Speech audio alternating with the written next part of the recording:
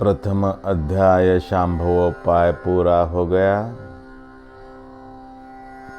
आज हम द्वितीय अध्याय शाक्तोपाय में पदार्पण करने जा रहे हैं। हालांकि द्वितीय अध्याय में हम पहले ही पदार्पण कर चुके हैं, क्योंकि द्वितीय अध्याय के 3 सूत्रों पर हम पहले ही चिंतन कर चुके हैं, उनकी व्याख्या कर चुके हैं। अब बचे हुए 7 सूत्रों पर क्रमशः चिंतन करेंगे। हमारी शिवसूत्र मालिका का यह 27वां सूत्र है और द्वितीय अध्याय का चौथा सूत्र है और सूत्र है विद्या शरीर सत्ता मंत्र रहस्यां। पिछले सूत्र में हम मंत्र पर यथेष्ट रूप से चर्चा कर चुके हैं। आज उसी को थोड़ा और आगे ले जाते हैं, लेकिन उससे पहले इस सूत्र का अर्थ और इस सूत्र से जुड़े कुछ तथ्यों को जान लेते हैं। इस सूत्र का अर्थ है विद्या स्वरूप शरीर को धारण करने वाले जो सत्ता है, वही मंत्र का रहस्य है। जिसे शरीर को संचालित करने वाली सत्ता का पता चल गया, जिसे इस मरणमय शरीर में जो चिन्मय छिपा हुआ है उसका बोध हो गया, उसके लिए मंत्र के सारे रहस्य खुल गए, सारे भेद खुल गए। मंत्र के द्वारा शरीर सत्ता का ज्ञान हो जाता है। ज्ञान यानी सत्य का बोध, विद्या यानी सत्य का साक्षात्कार। आत्मबोध होते ही, आत्मज्ञान होते ही, शरीर में छिपे हुए अप्रकट अदृश्य तत्व का बोध होते ही मंत्र में छिपे हुए रहस्य का भी साथ साथ बोध हो जाता है, क्योंकि उस तल पर दोनों में कोई भेद नहीं है, दोनों एक है। शरीर में जो चैतन्य छिपा हुआ है अप्रकट रूप में, वही मंत्र में नाद ब्रह्म के रूप में निनादित हो रहा है। आत्मज्ञान मिलते ही, विद्यावान होते ही यह समझ में आता है कि सब कुछ उसी चैतन्य, अनंत चैतन्य का विस्तार है। सब कुछ उसी ब्रह्मांड का फैलाव है। एक ही ऊर्जा अलग अलग रूपों में प्रकट हुई है, जो स्वयं निराकार है।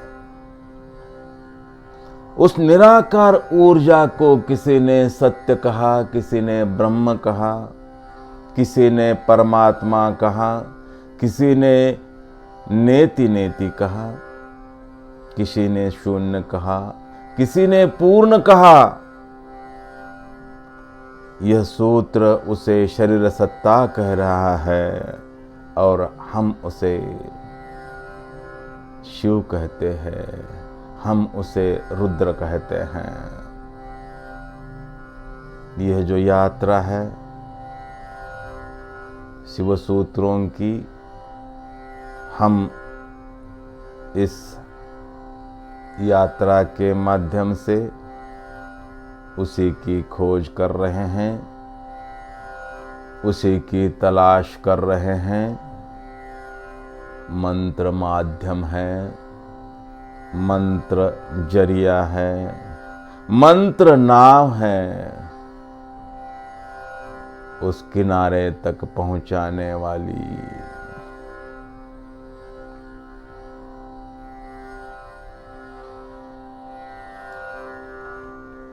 ये महलों, ये तख्तों, ये ताजों की दुनिया, ये दुनिया अगर मिल भी जाए तो क्या है, सब कुछ मिल गया और आत्मज्ञान नहीं मिला तो समझो कुछ भी नहीं मिला। जीवन खाली चला गया, व्यर्थ चला गया। अथर्ववेद कहता है, इयं कल्याण्य अजरा मर्त्यशामृता गृहे यस्मै कृताशयेषं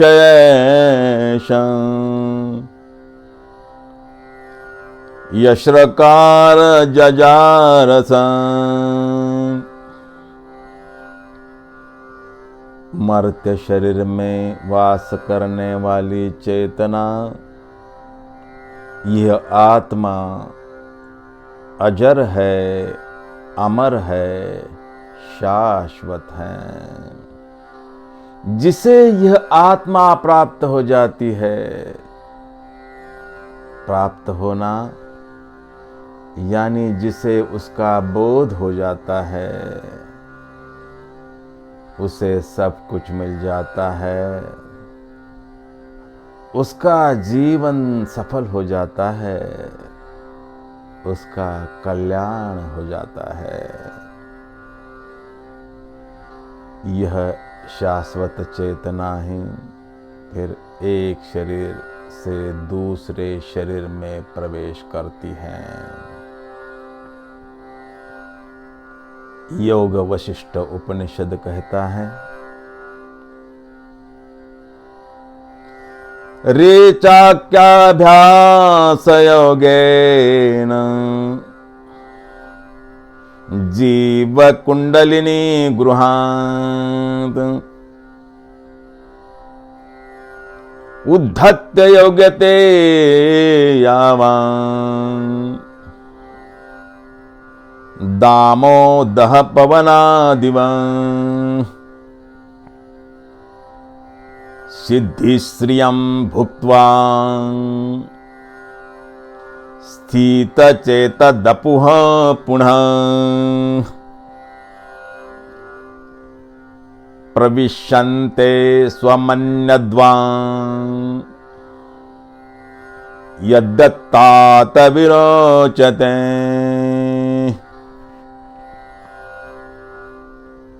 प्राणायाम की रेचन क्रिया से योगी प्राण ऊर्जा जो सर्प की भांति शरीर के चक्रों में कुंडली मार कर बैठी हुई है, उसे तपाता है, जगाता है, उसे ऊर्ध्वगामी बना देता है। ऊर्जा का सर्किट पूरा हो जाता है और कुंडलिनी जागृत हो जाती है। शरीर दो प्रकार के होते हैं, एक स्थूल शरीर और दूसरा सूक्ष्म शरीर, एक प्रकट शरीर और दूसरा अप्रकट शरीर। हम अपनी चर्चा में इस बात को बार बार दोहरा रहे हैं कि प्रत्येक वस्तु अप्रकट ऊर्जा का प्रकट रूप है। अग्नि और ऊष्मा के माध्यम से उनमें जो फर्क है वह फर्क समझ में आ गया तो यह बात भी समझ में आ जाएगी। अग्नि ऊष्मा का प्रकट रूप है और ऊष्मा अग्नि का अप्रकट रूप है। इन दोनों को अलग अलग नहीं किया जा सकता। पिछले सूत्र के चिंतन से हम यह जान चुके हैं कि शरीर पंच तत्व, 5 ज्ञानेंद्रिय, 5 कर्मेंद्रिय, मन, बुद्धि से मिलकर बना है, जिसे हम प्रकट शरीर कहते हैं, दृश्य शरीर कहते हैं। दृश्यम शरीरम, एक ही तत्व है हमारे भीतर जो अप्रकट है और वह तत्व है चैतन्य, वह तत्व है आत्मा, वह तत्व है सत्य और वही जीवनाधार है, वही महत्वपूर्ण है, वही वाइटल है और वही शरीर सत्ता है। विद्या शरीर सत्ता मंत्र रहस्यम।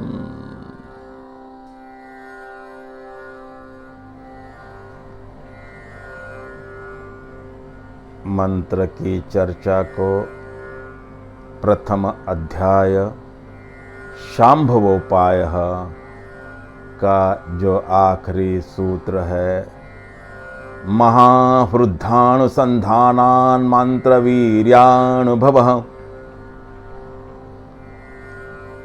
में जहाँ छोड़ा था वहीं से पकड़ लेते हैं और मंत्र शब्द को, मंत्र शक्ति को, मंत्र ब्रह्म को, मंत्र की गहराई को और थोड़ा सा समझ लेते हैं।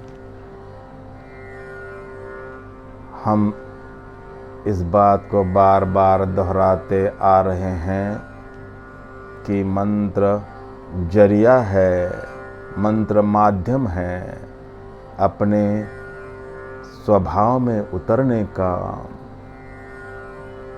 अपने चैतन्य स्वरूप को जान लेने का।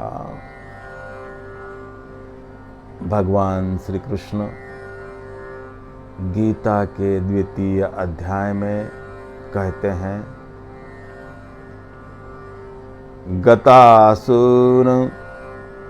गतासूंश्च नानुशोचन्ति पंडिताः। इसका अर्थ है पंडित व्यक्ति, पंडित का यहाँ पर अर्थ है जो ज्ञानी है, आत्मवान है, जिसे आत्मबोध हो चुका है। ऐसा व्यक्ति कोई जिंदा है या मर गया है उस पर शोक नहीं करता। भगवान यह इसलिए कह रहे हैं क्योंकि ज्ञानी यह जानता है कि मनुष्य के भीतर एक ऐसा अमृत तत्व है जिसका न कोई जन्म है न कोई मृत्यु है।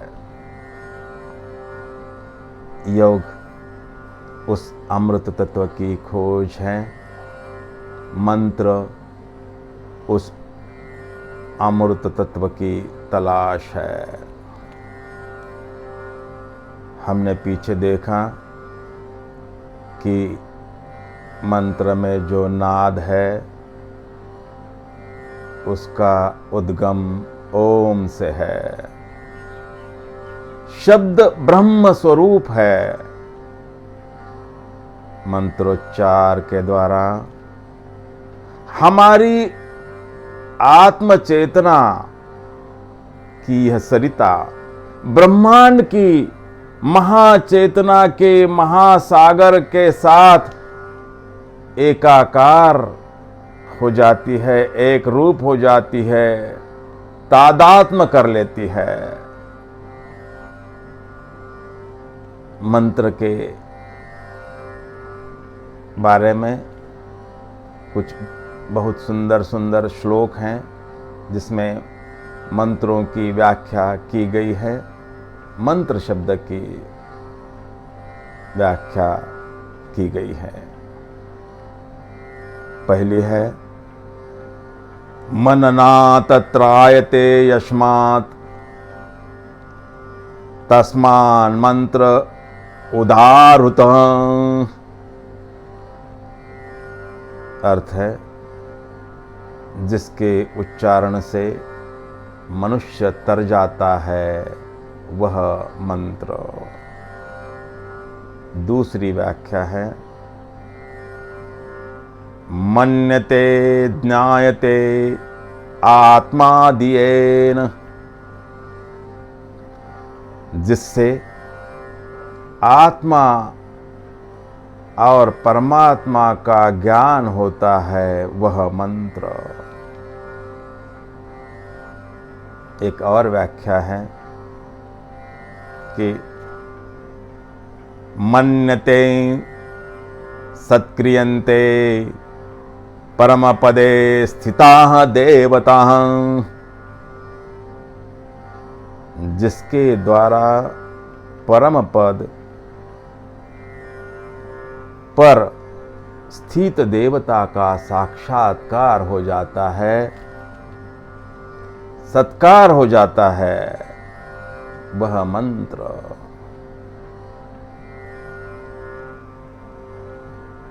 यह होना मंत्र के द्वारा इसलिए संभव है क्योंकि मंत्र ओम से जुड़ा हुआ है। मंत्रोच्चार उस ओम के साथ जोड़ देता है। ओम ही ब्रह्म है, ओम ही चैतन्य है, ओम ही आत्म चेतना है। ओम का अनुभव ही चैतन्य बोध है। आत्म चैतन्य का साक्षात्कार है। ओम का बोध ही ज्ञान है। ओम का बोध ही विद्या है। और ओम ही शरीर सत्ता है। ओम ही विश्व सत्ता है। और वह सत्ता ही मंत्र का रहस्य है। विद्या शरीर सत्ता मंत्र रहस्यं। श्री शिवाय नमस्तुभ्यं।